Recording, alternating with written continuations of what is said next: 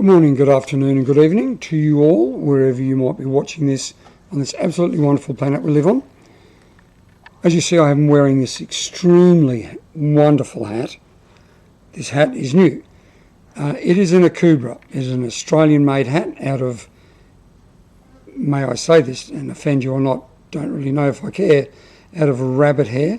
This takes months to make, and I finally got it. I've wanted one of these for so long now. All I can think about is that I've wanted an Akubra hat for my whole life. Which leads me into my little chat for the day, my rabbit on today, and that's about memory. But before I go, do that smashy thing on the bottom. Remember to, if you don't like it, then exit and unlike it on the way up, but always do the smash. It sort of makes me feel good that someone's actually looking at it. And if you do look at it and you don't like it, then, care factor 0. Anyway, there's my Akubra hat. Riverina, go and get yourself one. Buy it online from Akubra. Fantastic hats. So, today, memory, right? I don't know if there's going to be anything else. I just don't know where this is going to lead, but I know that memory is truly wonderful and history is fantastic. And we all like to think that history is a true representation of what happened in the past. Like we like to think our memory is the true representation of what happened to us in the past.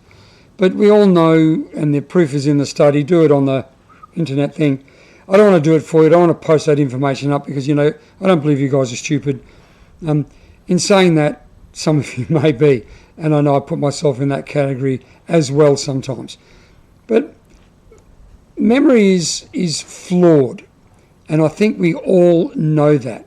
Now, I know that because I've argued the point with someone about a particular topic because in my mind I knew for sure that's the way that it was, because that's the way my memory portrayed it in my poor little head.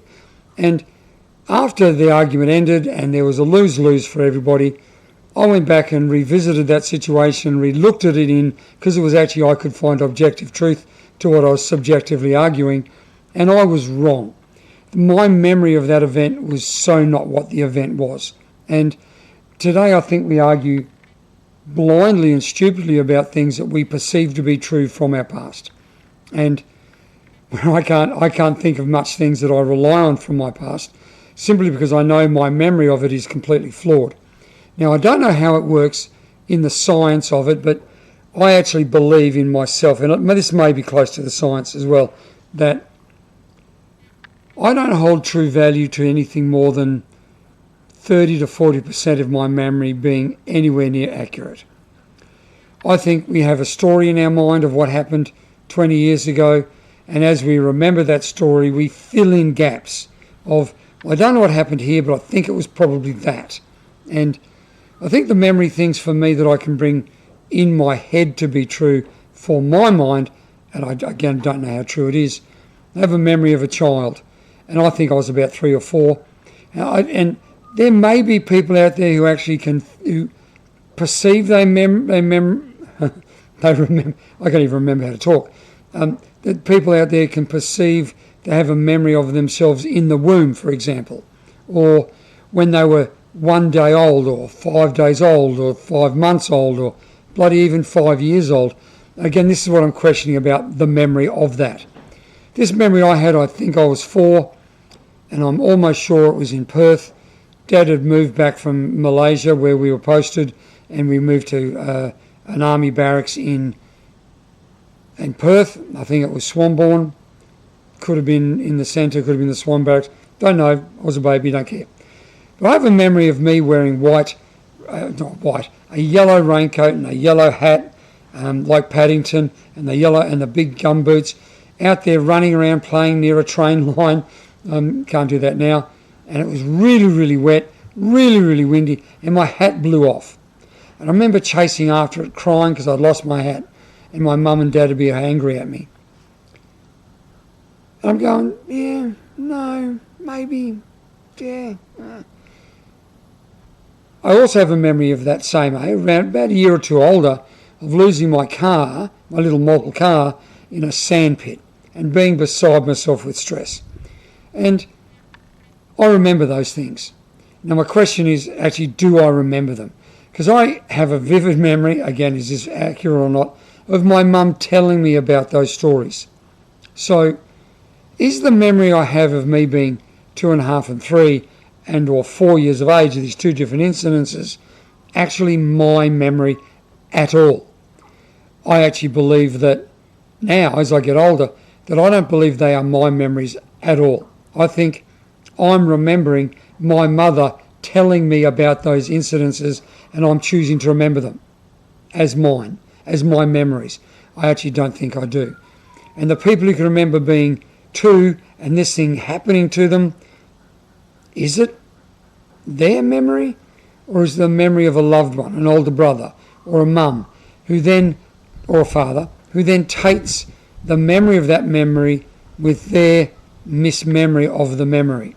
So I know this is going to go round and round in a circle maybe, but I've had people, a friend of mine, I think I've talked about her before, Donna, she passed away recently, a year or two ago, and before she passed, she told me of a memory she had. Again, I've probably talked about this even recently, but it's really true to this topic, of a memory she had as a child that she's lived her life based on that memory. And her family got together recently, actually before she passed, and they discussed that memory that she had. And each of them said that's not how it went. Each of them had a different view of that memory, of that particular event. So where Donna was living that memory as it being gospel and true, no one else in her family or immediate family had the same memory. So whose memory was right? Now again, Donna's memory was right for Donna, and her brother's memory was right for her brother, and her older sister's memory was right for her older sister, but none of them were the same. So is memory absolutely subjective, completely subjective, from an objective event? So I don't know what Donna's event was, she didn't share it, doesn't matter. It is about that experience. So the experience of me losing a car might have been objectively real. The subjective memory of that would be sandpit, stress and worry about it. All of that is an unknown quantity.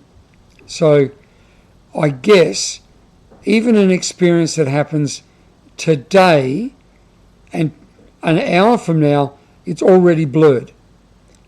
It's probably more valid and more accurate than a year from now, or a memory I had a year ago. But even in the telling of the event that happened 1 hour ago, I've got an hour of subjective things that have gone past in my mind that taint the memory of it being even slightly accurate. So even a memory of an hour ago is not a true representation of the event of what happened an hour ago, because there's no way of capturing that.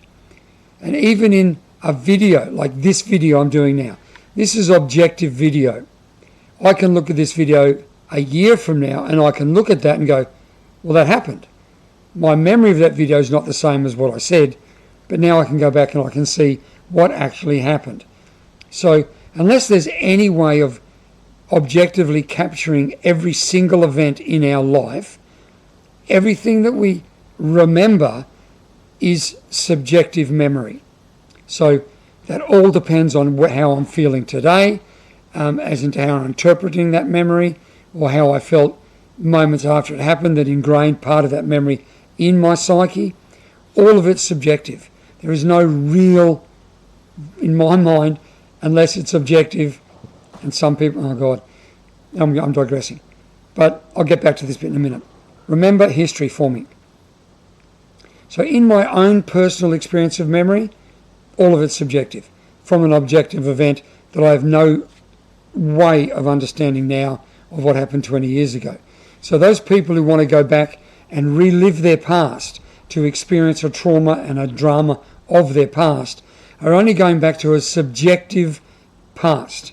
They're not going back to an objective truth of an event that happened, other than I stubbed my toe when I was 12 and I broke it. That's objectively true. That's it. Whether anything else happened on that, where I take my feelings of that experience, is totally up to me. No one else can relate to that. And whether I stubbed my toe and broke it and then turn around and argue that my brother was an arsehole or my sister was a bitch or dad didn't treat me right or mum abused me, whatever, is all my subjective memory. The only objective truth is I stubbed my toe when I was 12 and I broke it. That's it. Any other thing I add to it is all me. All subjective. And that all depends on the mood and where I'm feeling with it. So I guess don't go back to the past and look at changing anything in the past, because really it is irrelevant. The objective thing happened. Where you took it, that's all on you. Like, all of it's on you. You can't blame your brother, your sister, your mother, your father, your uncle, your auntie, cousins, nephews, friends. They had nothing to do with your view of that event. That's yours. So you change it. For you to go back and change your past by addressing your inner child is about as ridiculous as trying to prove an argument. I hit my toe and I felt this. You can't do it. You just can't do it. So let all of that be. You as an adult can address an issue that happened to you as a child, but from an adult's perspective.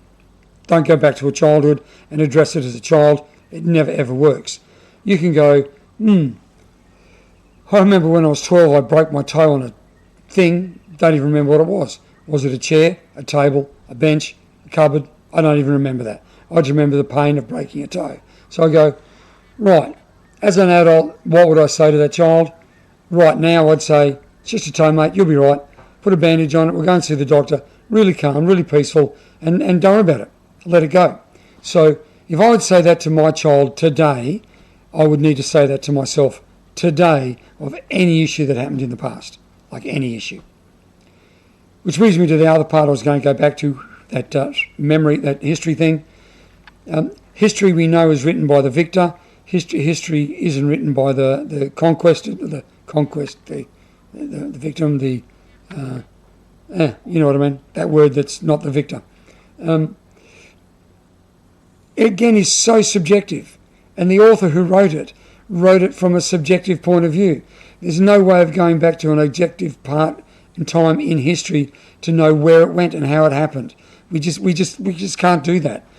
All we can do is learn from the subjective writing of an objective event, and that's it.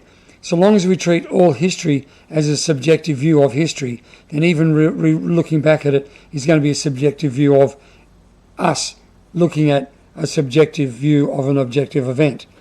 And did that event really happen that way? At all? Like, at all? The only thing we can look at is a memory of someone else's memory of an event that happened 50, 60, maybe if you're lucky 70 years ago. We've got someone who was in an event 70 years ago. Let's take World War II. There was objective things happening in World War II because they were documented at the time. We've got to say they're about 75% accurate. Take a 25% view of the person writing it who had a subjective view of what was written. Photographic evidence, yeah, pretty hard to prove that. A video of something happening, pretty hard to question that. But someone's writing of an event with no objective evidence to back the subjective view is exactly that. It's just unknown history. To go back 200 years, man, maybe there's some objective evidence of something that happened 200 years ago. Maybe, I think we might have had photography then. No, definitely no video cameras. But everything from that far back is subjective. Whether the event happened, maybe objective. Whether it did, I question a lot of it is subjective evidence. Things that happened in Australia 200 years ago, well, that's like us getting here and like 25 years into that getting here. So a lot of that's going to be written down and documented. Again, subjective. I don't know that we can argue that it's objective. I worked for a department in Australian government in the late 80s, it's called Home Affairs, and I was looking for a place called Archives, and that was where we stored all of the files from government departments. And I went through a leather-bound book that was, A5 in size, no, A5 bigger than that, A3 in size, turning these pages, which could be made out of human skin for all I know, and there were things written in that about criminal charges and criminal events. So you've got to go with there's potentially, and am I doing this? Oh yeah, that's good. Potentially things that went wrong that were written down by someone, a magistrate that wrote this crime, this punishment, and that was like pretty much matter of fact, no emotion in that. This person was arrested and charged with horse theft. They got 25 years hard labour. This person was charged with manslaughter, and he got 2 years hard labour. And you question and wonder why that was the case, and you can understand it, right? A man's life was worthless, but a horse's life was worth everything. So, look, I get that being a charge. So, that sort of stuff you can say was objectively true. If someone was to write about that charging as a court reporter writing about this magistrate was too harsh and hard, that's subjective. Anything past that, those sort of evidentiary things, to me it's all subjective history.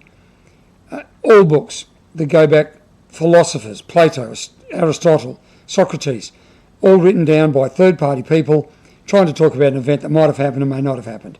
The fact that we can sit down here in the 21st century and argue that stuff, to me is pretty ridiculous.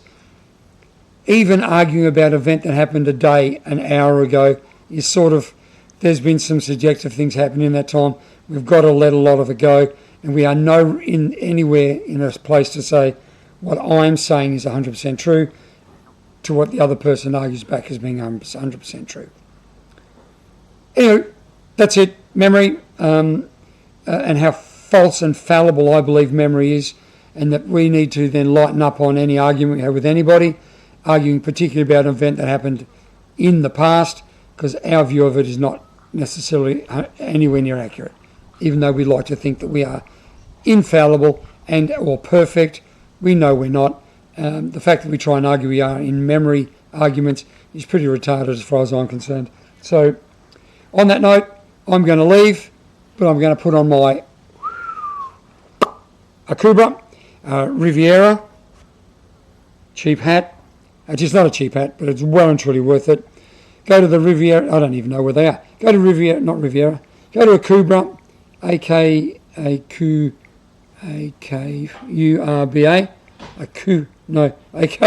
A-K-U-B-R-A, Akubra.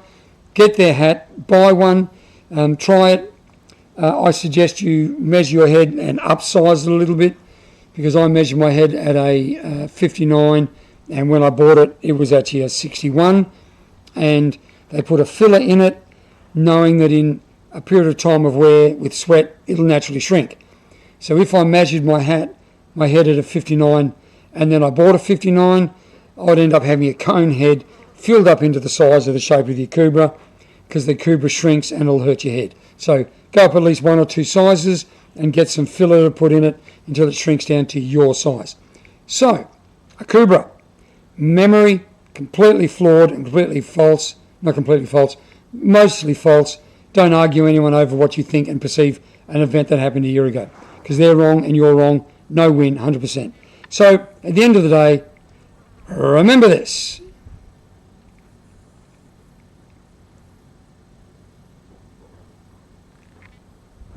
And of course, peace, love and mung beans. Have an awesome day wherever you may be on this absolutely wonderful planet. And as you're leaving, when I talk at you next, until then, be good.